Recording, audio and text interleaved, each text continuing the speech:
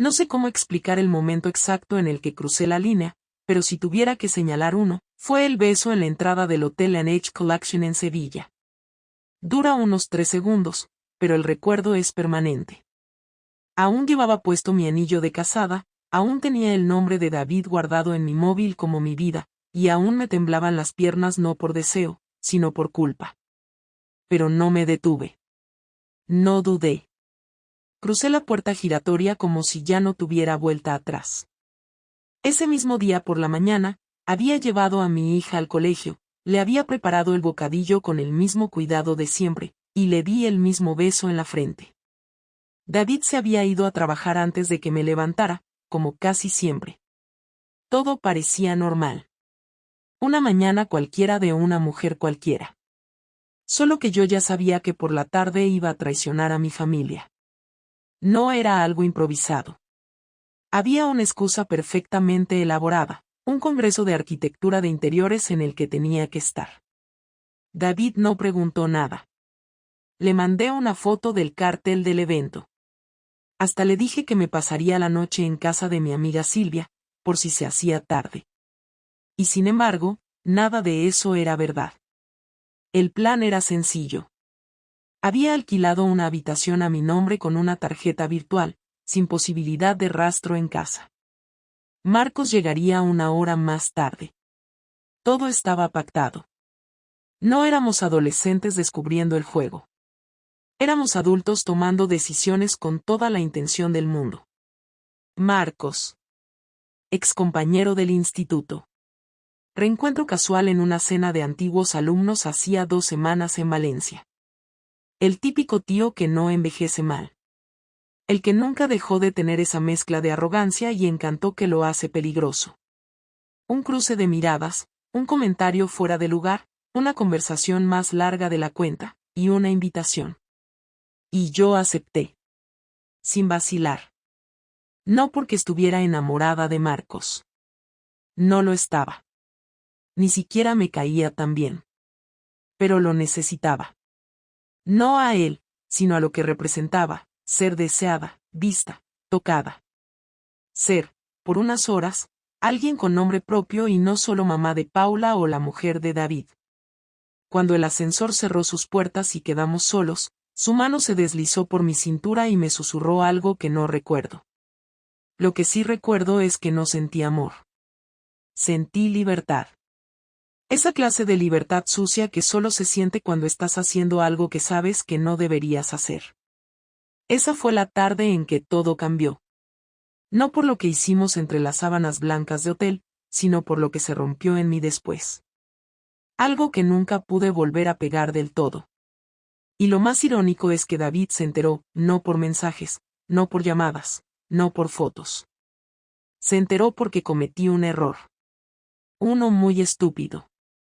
Uno que te contaré en la próxima parte. El error fue una factura.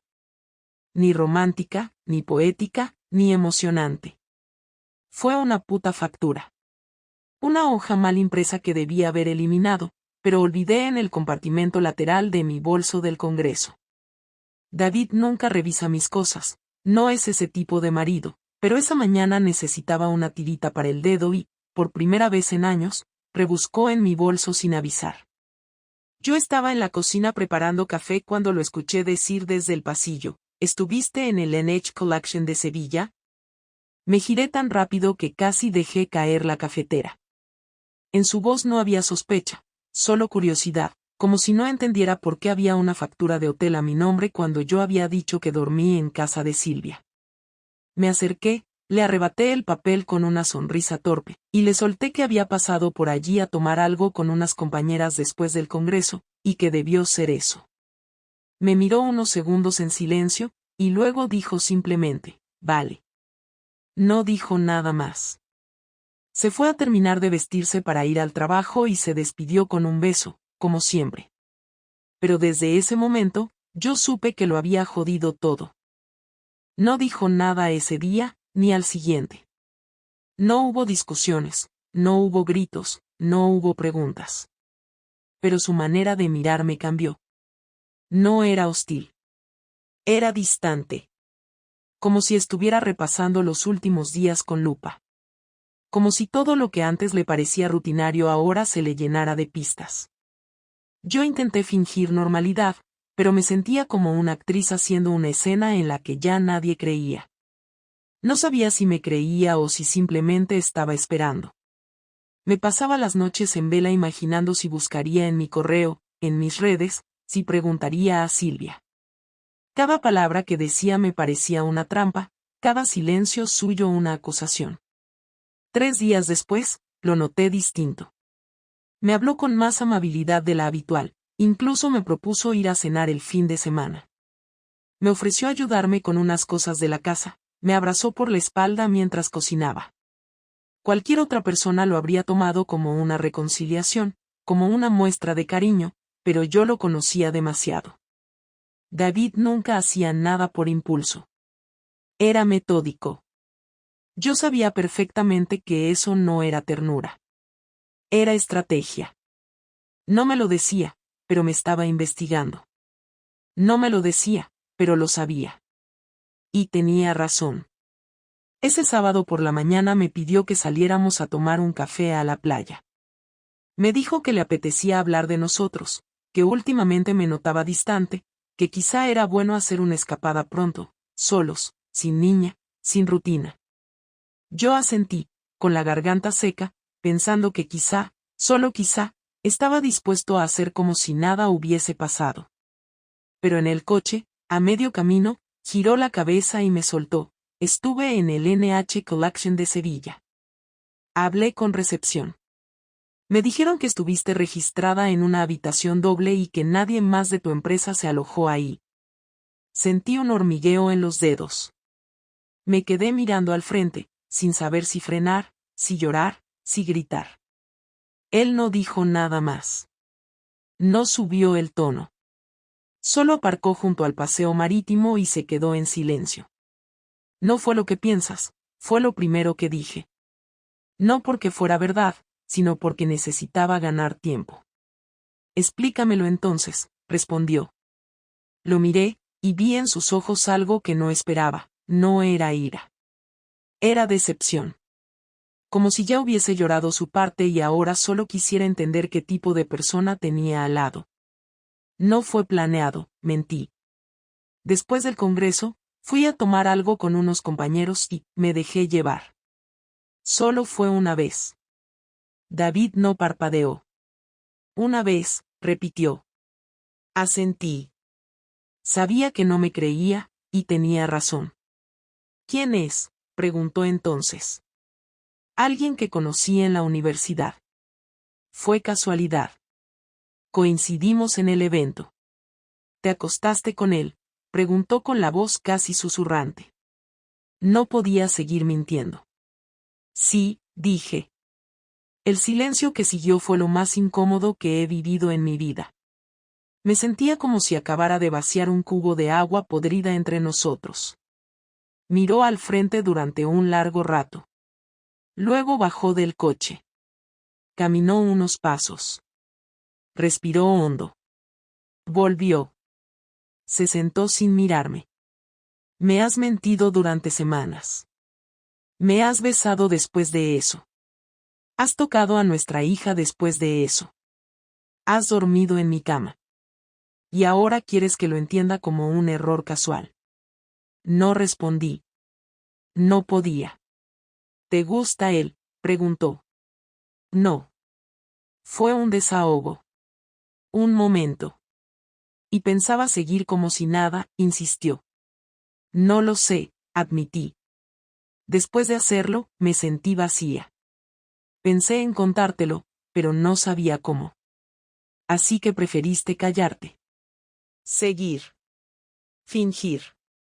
Pensé que podría arreglarlo si tú no lo sabías. Me miró con una mezcla de asco y tristeza. ¿Y si hubiera sido yo quien lo hiciera?, preguntó. ¿Seguirías tú si yo te hubiese follado a alguien en un hotel y luego venido a casa como si nada? No supe qué responder. Porque no lo habría hecho. Y él lo sabía, no volvimos a hablar durante 2 días. No fue silencio frío, Fue un silencio incómodo que pesaba en cada rincón de la casa. Nos cruzábamos por la cocina, por el pasillo, por la habitación, y nos limitábamos a miradas vacías o respuestas mecánicas. Nuestra hija no notaba nada, porque David tenía una habilidad enfermiza para fingir normalidad, y yo no tenía ni fuerzas para intentar lo contrario. Me pasaba las noches despierta, mirando al techo, preguntándome si todavía había algo que salvar o si ya estábamos simplemente jugando a no romper el decorado. Me debatía entre la culpa y la rabia, y en algún momento del tercer día decidí que, si él no quería hablar, lo haría yo. Esa noche, después de que Paula se fuera a dormir, entré en el salón y le dije que teníamos que hablar. David ni se giró. Seguía con el portátil en las rodillas, simulando trabajar, pero sin escribir una sola palabra. ¿Tú qué quieres hacer con esto?, pregunté directamente, sin rodeos. Cerró el portátil despacio, lo dejó sobre la mesa, y me miró por primera vez en todo el día. Ahora si quieres hablar, dijo, con voz baja pero tensa. Sí, quiero hablar porque no puedo más. Lo que pasó fue un error, ya te lo dije. No lo planeé, no significó nada. Pero tampoco puedo vivir con esta tensión infinita fingiendo que no existe. Un error que repetiste varias veces, ¿verdad?, soltó. Me quedé callada. Porque no fue una vez, Laura. Ya hablé con Silvia. Nunca estuviste en su casa ese día. Tampoco la semana anterior cuando dijiste que ibas a preparar el evento con ella. Y encontré tu conversación con él en tu correo. Sí, también revisé eso. No fue difícil. Todo está ahí. Incluso las reservas. La misma habitación. Mismo hotel. Días distintos. Me apoyé contra el mueble, sintiendo como la garganta me ardía. Vale, sí. No fue una vez. Fueron 3. Pero eso no cambia lo que siento ahora. Estoy arrepentida. De verdad. No sé por qué seguí. Me sentía vacía, invisible, agotada, y eso no lo justifica, pero tampoco puedes actuar como si tú fueras un santo. Así que ahora yo tengo la culpa, preguntó con incredulidad. Yo provoqué que te follaras a otro 3 veces en hoteles, yo te obligué a mentirme durante semanas, a dormir conmigo después, a abrazar a nuestra hija como si nada. No me jodas, Laura. No soy perfecto, pero tú cruzaste una línea que no tiene nada que ver con si yo llegaba a casa cansado o no te decía que estabas guapa. No lo digo para justificarlo.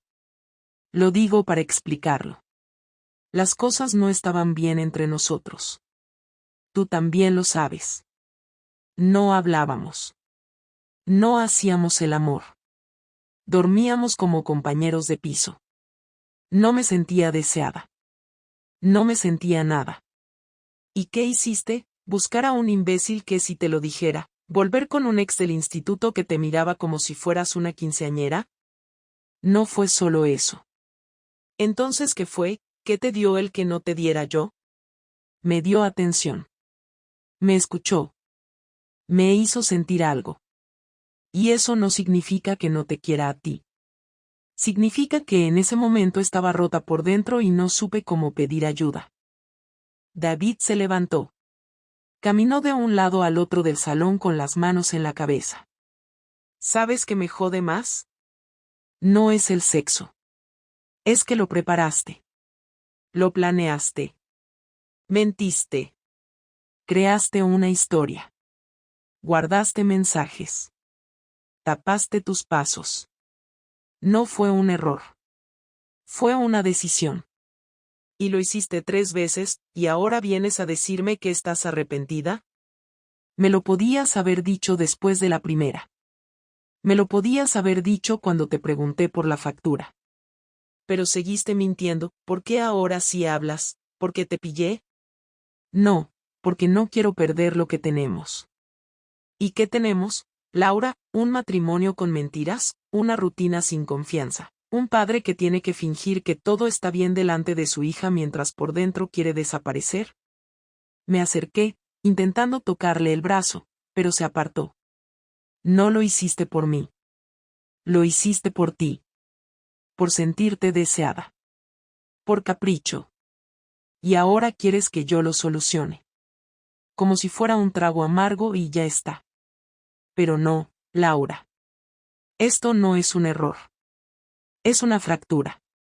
Y no sé si se puede reparar. Nos quedamos en silencio. Por primera vez en la noche, no sabía qué decir. Pensé que podría defenderme, que podría explicarlo todo y que él lo vería como algo superable. Pero no era así. Había roto algo esencial. No era su ego lo que estaba dañado, era su confianza. Y sin eso, no hay nada. No voy a decidir hoy. No quiero gritarte delante de nuestra hija. No quiero explotar. Me voy a quedar en casa de mi hermano unos días. Necesito pensar, dijo finalmente. ¿Puedo escribirte, llamarte? Pregunté. No. No quiero que me busques. Te lo diré yo cuando esté listo. Recogió unas cosas, se puso la chaqueta y se fue. Y en cuanto cerró la puerta, sentí por primera vez lo que era el verdadero vacío. No por haber perdido el control, sino porque ya no podía hacer nada más. No supe de David durante 5 días completos. No escribió, no llamó, no preguntó por la niña, no dio señales. Me limitaba a mandarle fotos de Paula, cosas cotidianas, tareas del colegio, su cena, sus dibujos. Nunca respondía. Era como gritarle a una pared. Y yo, en el fondo, sabía que ese silencio no era vacío, era cálculo. David no era impulsivo, no era de esos que arman un escándalo y luego se arrepienten. Era frío cuando necesitaba serlo. Y eso me asustaba más que cualquier grito. La mañana del 6º día me llegó un email con el asunto documentación importante. Lo abrí en cuanto lo vi. Había un PDF adjunto. Era una notificación legal. Solicitud formal de separación temporal, con régimen de visitas estipulado y reparto de bienes provisionales. El tono del documento era impersonal, técnico, sin ninguna emoción, sin ninguna nota, sin una palabra fuera de lugar. Lo primero que hice fue llamar a su móvil, pero seguía apagado. Luego llamé a su hermano y me dijo que no estaba con él desde el domingo. Llamé a su trabajo y me dijeron que había pedido vacaciones por asuntos personales. Llamé a su madre, que me respondió con un tono seco, «Está bien, no te preocupes por eso». Y me colgó. En ese momento entendí que ya no tenía control sobre nada.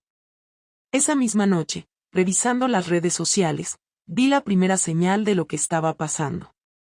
Una publicación de su amiga de toda la vida, Raquel, en Instagram, una foto de una cena en casa de ella, con David en el centro de la mesa, rodeado de amigos, sonriendo como no lo hacía desde hace años.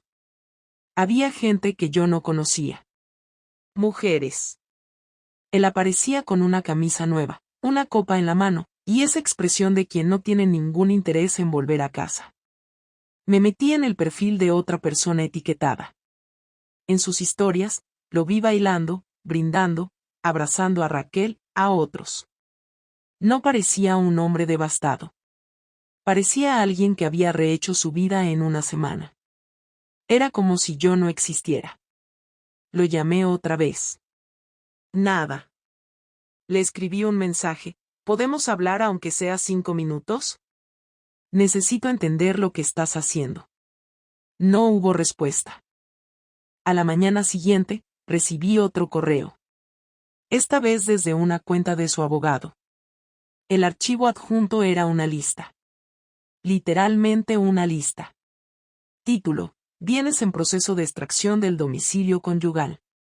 Y a continuación, un inventario detallado, ordenador de escritorio, colección de discos, documentos fiscales, su ropa, su escritorio, sus herramientas, varios objetos personales. Todo ordenado por categoría, con la fecha exacta de recolección, y un aviso al final que decía que un mensajero vendría al día siguiente a recoger la caja que él había dejado preparada con etiqueta. Fui al trastero y ahí estaba. Una caja de cartón marrón, con su nombre escrito en rotulador, y un sobre encima con instrucciones.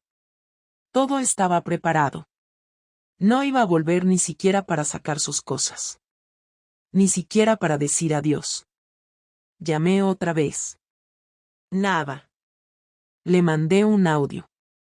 Por favor, dime si piensas divorciarte. Solo quiero saber si esto es definitivo. Si ya está decidido o si solo necesitas tiempo.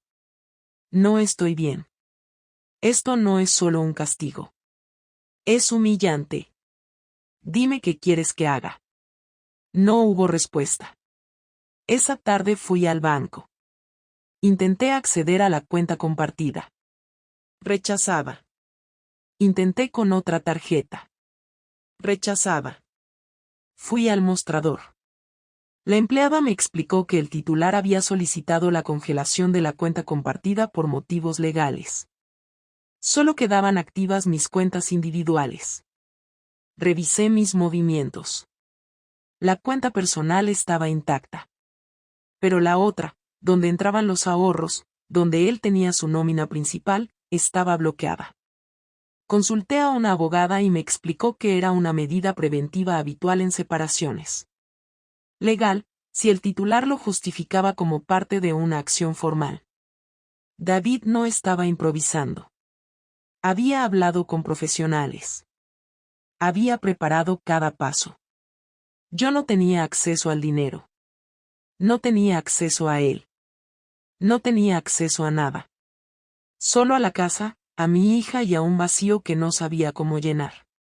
3 días después, recibí una carta. Escrita a mano. Su letra. No había más de 8 líneas. Laura, no voy a gritarte. No voy a maltratarte. No voy a vengarme de la manera en que tú esperarías. Mi venganza es otra. Es desaparecer emocionalmente. Es retirarme sin darte explicaciones, sin darte la oportunidad de justificar lo que hiciste. Te amé con todo lo que pude y más. Pero ya no hay espacio para reconstruir algo que hiciste pedazos a conciencia. Me quedaré con Paula los fines de semana. Hablaré con ella cuando esté listo para contarle la verdad, con palabras adecuadas. Tú sabrás qué decirle el resto del tiempo. Cuida de ella. No quiero hablar contigo. No quiero verte. No quiero que me busques. He dicho todo lo que quería decirte en esta carta. No hay más. La rompí en cuanto la leí. Pero cada frase quedó grabada. No había insultos, ni amenazas. Solo el tipo de palabras que te destruyen sin levantar la voz. Esa noche, me quedé en el suelo del salón, sola, mirando al espacio donde solía sentarse. No lloré. No me moví. No supe qué hacer. Porque él no gritó, no destruyó nada, no insultó, no fue cruel. Pero su forma de irse fue lo más cruel que alguien me ha hecho en mi vida. Y lo peor era que, por dentro, sabía que lo merecía. La última conversación no fue como la había imaginado. No fue en casa, ni fue en un lugar privado, ni en un momento cargado de tensión como tantas veces había ensayado en mi cabeza.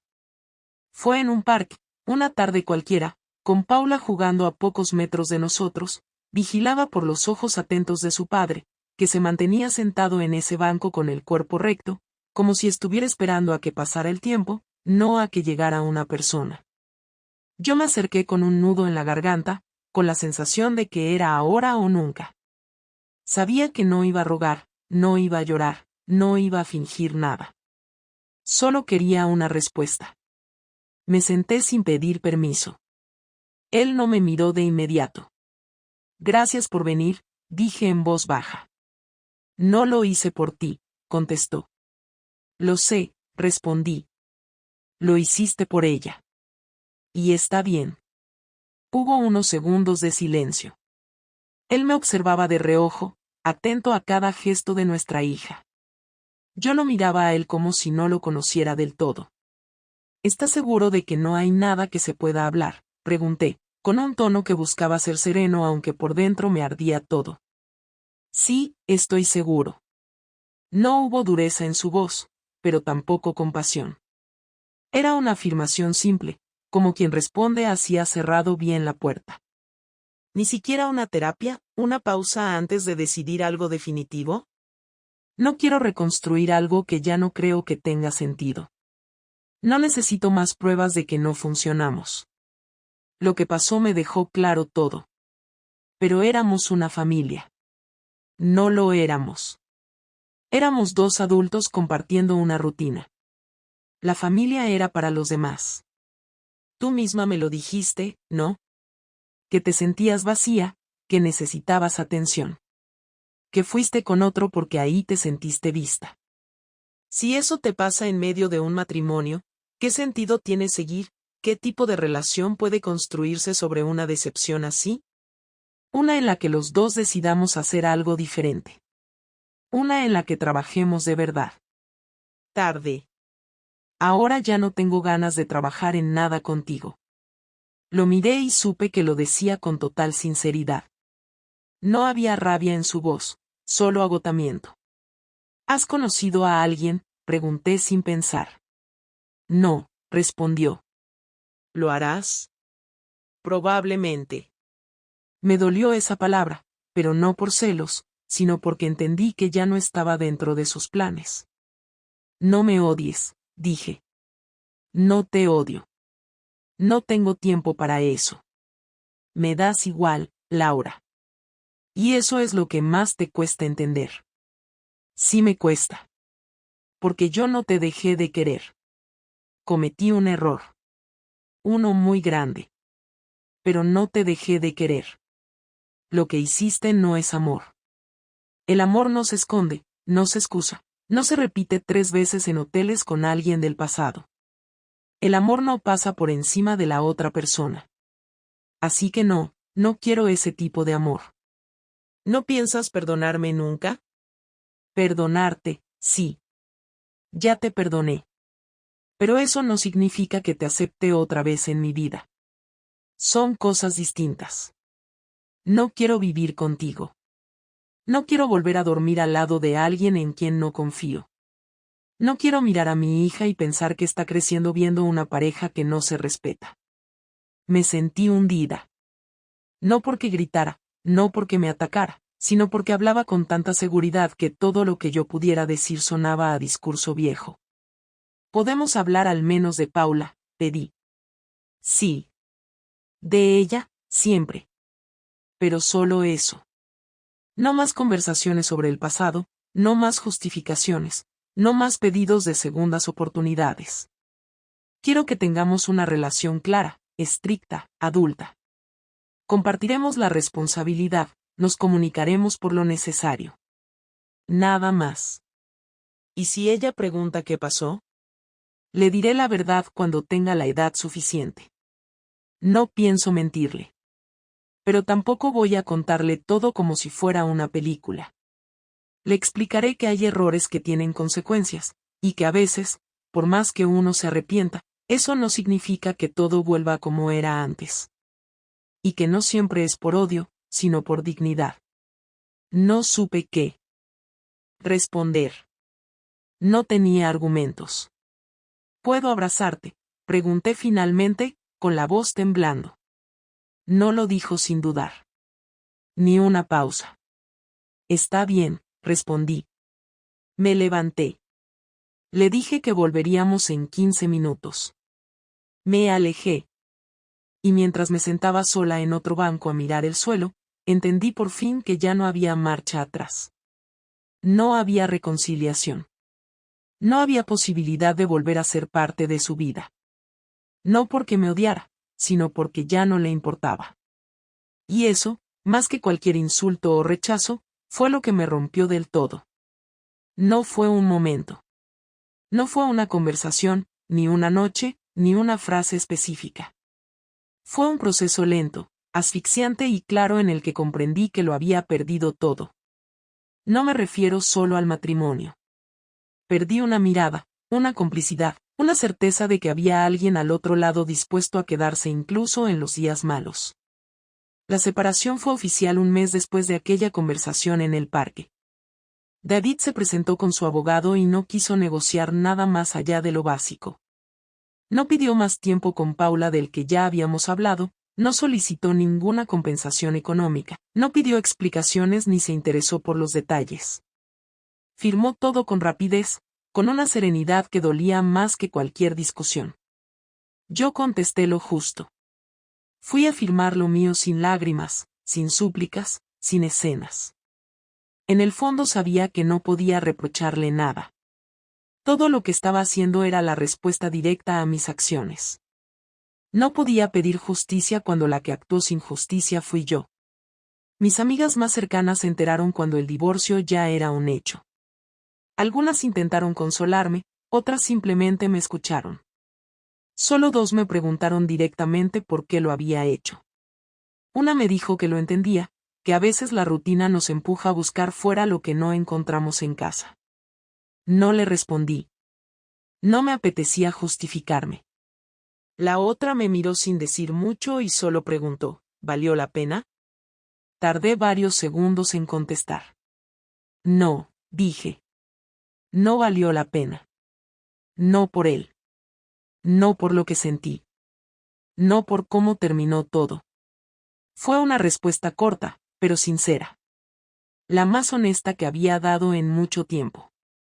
Durante las semanas siguientes, me esforcé en mantener cierta normalidad para Paula. No era fácil. Ella preguntaba por su padre cada vez más. A veces lloraba en silencio por las noches y otras simplemente se encerraba en su habitación sin decir nada.